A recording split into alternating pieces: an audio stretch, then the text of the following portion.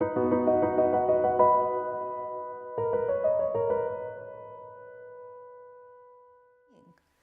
understanding emotional states, you can impact how your animal turns out. Its personality. Emotions matter. It's not just some fluff that we can ignore. And in today's video, I'll be discussing two of the core emotions that cause the most concern and potential suffering to animals and their caretakers, and they're fear and rage. 7 core emotions have been identified. Let's start with fear. When you stimulate the part of the brain that's involved in the fear response, animals will freeze or flee.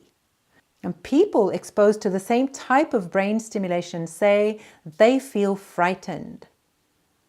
Fear is generally aversive. Animals will work to avoid the sensation. They avoid places where they've experienced fear. That's important. They start to avoid places where they've experienced fear. That means learning has occurred. Fear learning has occurred. And fear learning is potentially the biggest problems that pet owners and people working professionally with animals ever have to face. And part of the problem is that people don't realize, they don't recognize these early signs of fear. And once the animal is a little fearful, it can sensitize and become very fearful. So those early warning signs are really important. So it's vital that you have your radar on so you can spot them and don't ignore them. For instance, when animals are frightened, their risk assessment shifts. They become wary, vigilant, unwilling to take risks, staying next to cover, avoiding places where they've had bad experiences. And humans sometimes interpret vigilance as the animal being aloof or reserved or arrogant even. Look at the behavior.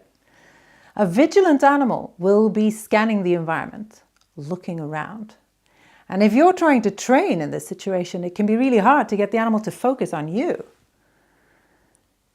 So if you're in that situation, the animal is fearful and you want to have a training session, you need to reduce the level of fear so that you can access the learning mind. And this has to do with arousal.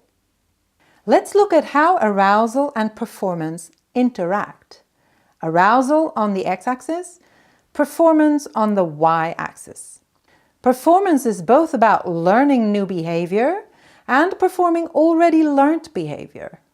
So as arousal increases, performance goes up and whoops, down again.